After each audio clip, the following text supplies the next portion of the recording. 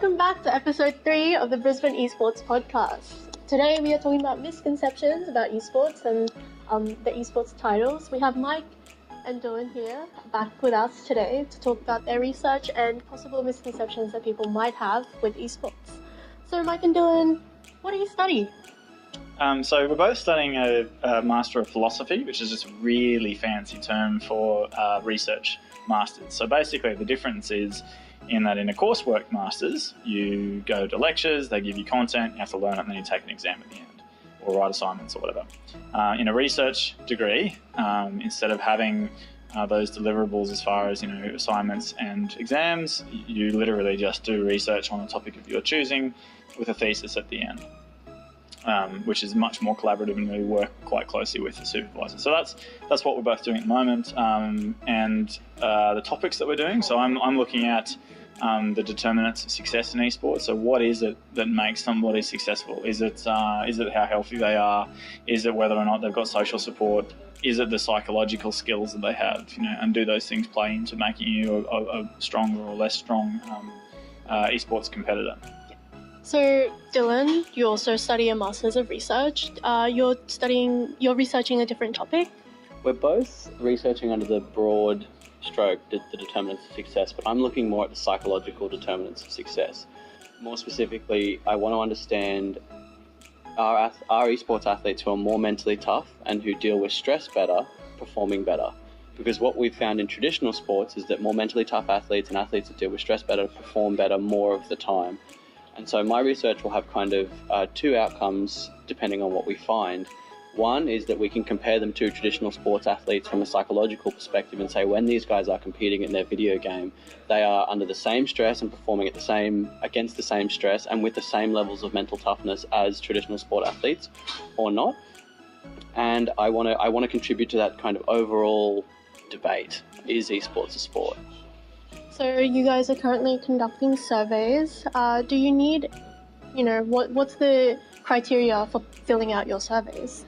Mine is simply, do you play video games competitively, basically? Where I'm looking at 5 particular games. So I'm looking at Overwatch, League of Legends, Dota 2, Counter-Strike, and Rocket League. So they're the 5 that I'm currently looking at. So if you play any of those and you have a ranked score online, then you can take part in that. My survey can be found at tinyurl.com/esports success. And what about you, Dylan? So with my survey, I'm looking at only those who are in the top 40, the top 60%. No, sorry, the top 40%, the 60th percentile or above. Yep. Of their esport as determined by their rank in that esport. And mine is tinyurl.com/esports performance. So when did you know that you wanted to include esports in your research?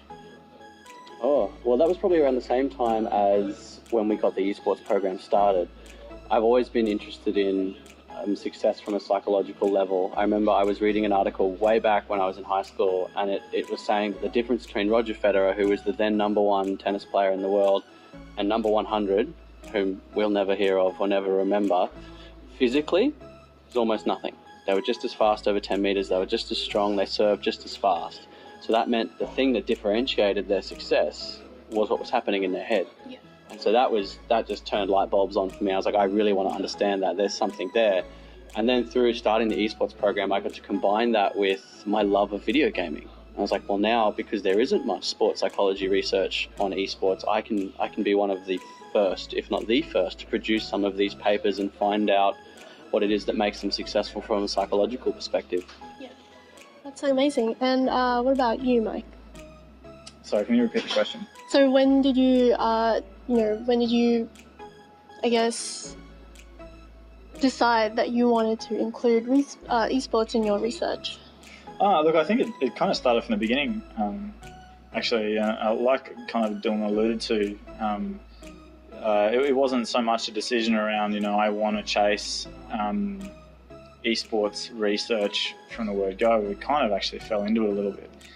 So I was giving a presentation on esports at the Australian Technology Network of Universities down in Canberra, and the vice chancellors were all there along with the heads of a number of different divisions of the university, one of which happened to be the director of research for QUT, and I started having a chat with this guy, and I said, one of the things that we're trying to do here at QUT Esports is incorporate academics and studies more into what we're doing.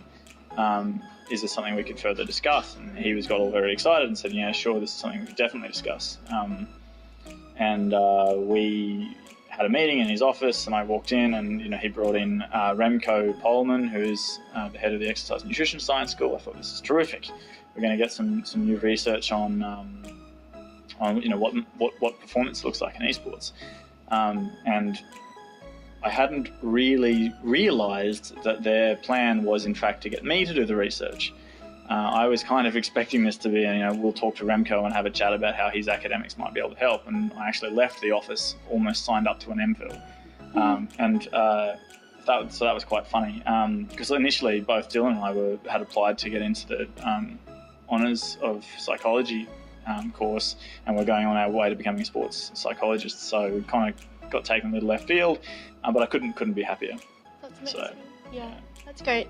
So, obviously the topic of gamers and gaming addiction has a lot of stigma and misconceptions about it. The stereotype is sitting in your mom's basement, never seeing the light of day kind of thing.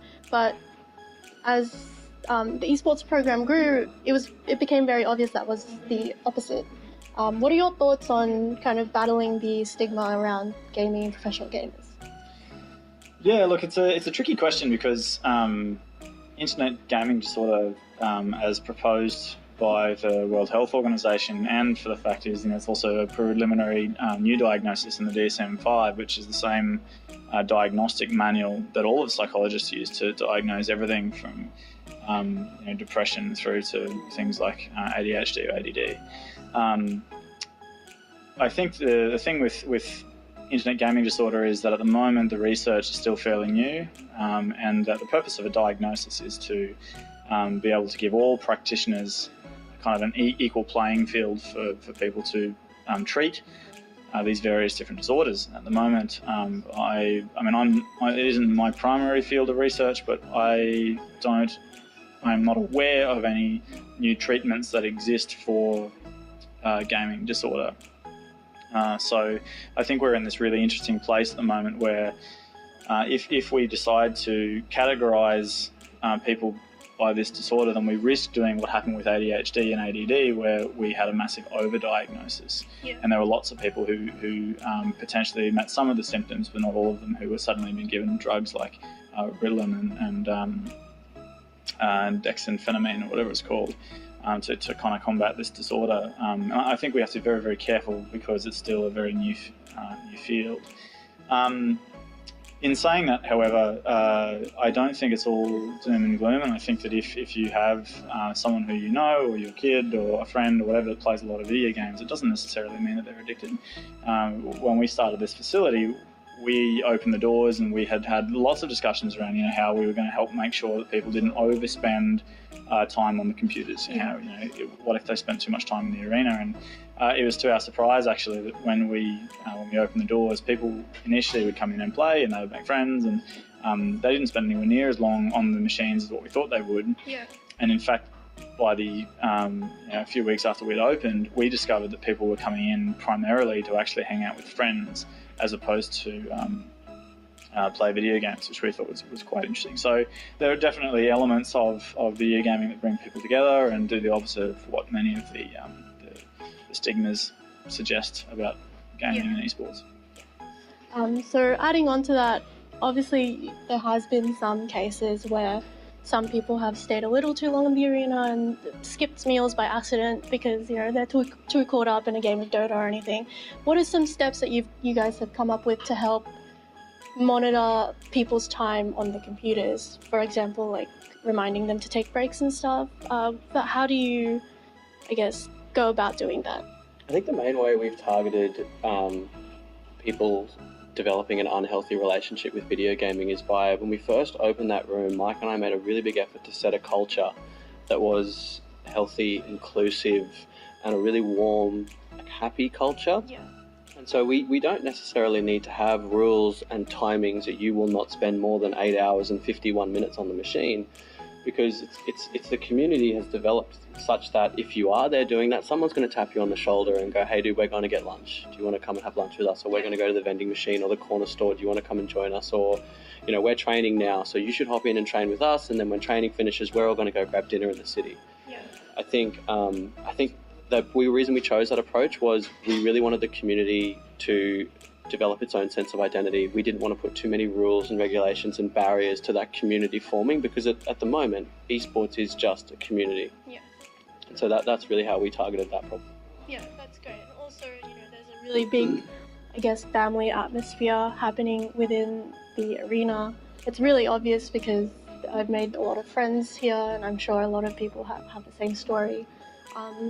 So just really quickly, what's a good way to kind of inform those who are misinformed, you know, who have the stereotype thought of gamers just angry and aggressive and all they do is play violent games? Like, what is a way to kind of correct that thing, or not correct, but change their way of thought? I think the primary way to address that is just through education and informing people of what is actually going on. Yeah. I think a lot of people, when they think of video gamers, like you said, you know, they think of people who are sitting by themselves, playing a game at home in the dark, or, you know, not leaving the room for hours, or not eating, or having Doritos and Mountain Dew piling up around them. Yeah. You know, and in reality, even just explaining, say, what Overwatch is, saying, you know, Overwatch is a game that requires a team of 6 people.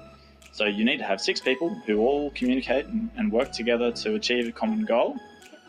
And that these kind of competitions and events, you know, in an esports setting, require people to have organised teams, which means that people need to be communicating outside of the game to set themselves up a time and come up with a team name and once you, well. training and you know, the social element of that is quite profound. And there needs to be discussions around tactics and strategy, and so you're actually talking about quite a number of skills which are highly desired, not only within an esports setting but also within other settings as well. Having someone who's a great communicator and an amazing team player is usually one of the key skills that people look for when they employ new staff. So in that respect, you know, people participating in esports is actually refining certain skills, which are really valuable to them outside of that. And I don't want to take away from the fact that there are definitely small populations of people around the globe who might be suffering from what could be an internet gaming disorder. But that is really, really critical for us not to jump too quickly to any conclusions. Did you have anything else to add to that, Dylan? I think Mike's 100% right. The way to approach it is from a point of understanding. Yeah. So let's try and understand why are kids playing these video games? What needs that they have are being met? Because we don't do things for no reason. Yeah. They're playing it because it's giving them something in return. And I think we're starting to see esports fill the role that traditional sports is currently and will continue to fill for a lot of young people who don't necessarily fit into that traditional sports model. Instead of going to their soccer training on Tuesday and playing on Saturday, they're hopping on every night and playing with the same group of friends or a similar group of friends they would have formed in that traditional sports model, but just through an online medium. Yeah. And so, like Mike alluded to, you have people looking from the outside in and just seeing one body in front of one computer, and they might not even see the communication that's happening, but what's actually happening is a highly cooperative and communication-driven social interaction. Maybe one of the other things that we could potentially touch on a little bit, a question that we get a lot is also that esports is a really male-driven male-driven industry, and you know, that's been a major criticism that we've kind of had, and it is a question that gets asked at almost every speaking event we go to, and it's something that we get asked a lot by parents and by schools and by whoever it is that we come in touch with. And I think that there are 2 things that are important to understand with respect to that. So one of them is the fact that in the past, video games primarily were produced with a male target audience in mind, and that the development of esports and the development of computer games have happened on slightly different timelines. So the video game industry didn't necessarily expect that esports would grow, and I can't say that for certain, but they, when it comes to inclusion, we're already seeing now games like Overwatch, which have been developed with a kind of competitive nature in mind, have actually taken some really, really fantastic steps towards making sure that the number of different characters that are available to play are closer in number to being equal female and male. Yeah. And for that matter, being of all different body shapes and sizes, genders, ethnicities, you name it, really. Yeah. And I think that, as we track forward, with the esports phenomenon developing as quickly as it is, I imagine that we're going to see more and more games start to include that kind of gender diversity in their games. Like games like Fortnite already, you don't get to pick whether you're a male or a female character. It's completely random. Which means that every time you drop in to a game, your gender is selected for you. And it's interesting. I had a chat with a parent that came in the other day and was talking about their son's involvement, and she was concerned about that as well. She said, apart from the violence, she was also very concerned with the gender split in esports and video gaming. And she said, but the thing that she thought was quite interesting is when she found out that in Fortnite you didn't pick, she found that surprising, and she asked her son, does that matter to you? And he said, no, not at all. I don't see them as being any different. Yeah. So I think that, esports over time will end up generating kind of more active participation from males and females through things like game development, just purely based on time and by the publishers making an active effort to make the games more attractive to both or multiple genders. Yeah, I think the final point I'd like to leave and kind of build off of what Mike was talking about is there are these misconceptions about it being antisocial, about misogyny and a lot of negative stereotypes, and I think that's part of the importance of having programs like QT Esport. So, yes, they are communicating online, but I think it's a lot better for them to come down to their local esports club. I say that like there's a lot of them, but when there's a lot of esports clubs, go down to your local esports club, get involved, take part in the training. And I really want to urge parents to, when they see their kid playing these games, if they are worried, instead of trying to pull them away from the game, really go, how can I help them? How can I help them learn and get the most out of playing their game? Definitely. And to bring them down to a local tournament, take them to a Melbourne Esports Open or an IM Sydney or a local QT Esports like facility. Yeah. So thank you for watching our episode on misconceptions.